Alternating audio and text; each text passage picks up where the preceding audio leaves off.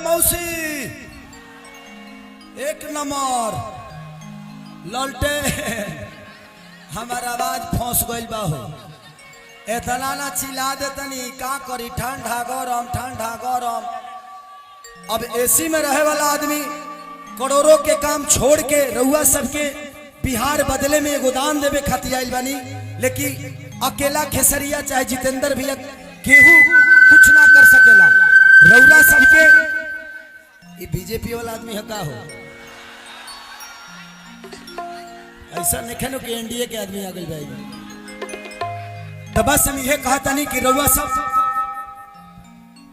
ना कहे देव घूस उस लेके बड़ा का। बस हमारा आग्रह बा कि हम चाहिए कि अपना माई लगे रही, अपना माई के आशीर्वाद लेके रोज कहीं जाई हम काम करें। लेकिन सरकार हमने के हमारा माई से दूर कर दहलस, हमारा बाप से दूर कर दहलस, हमारा गांव के बुजुर्गन से दूर कर दहलस, हमारा मेहरारू से दूर कर दहलस। माने हम माने तू लोग हमार मेहरारू तो हमारा लग ही रहे। अच्छा ये बताइए हमार मेहरारू हमारा लगे से रह पावे कि हम उतना सक्षम हो गए बनी जे अपना मेहरारू के साथे रख ले।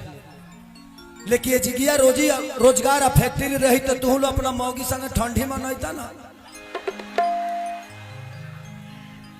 आ सुना लो जितेंद्र भैया तो आज 3 बार से तो इतना प्यार और आशीर्वाद देते बड़ा लो।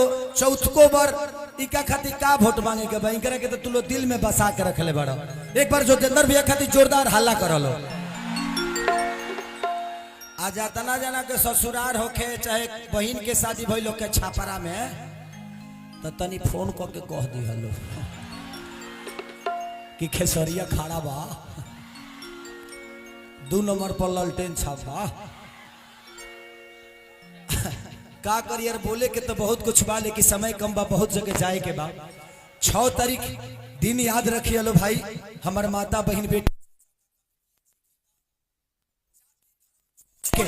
हमनी के इंसानियत के एगो ऐसा मिसाल कायम करे के बा कि सिर्फ बिहार ना पूरा हिंदुस्तान देखो कि खेसरियो कोनो चीज हवे।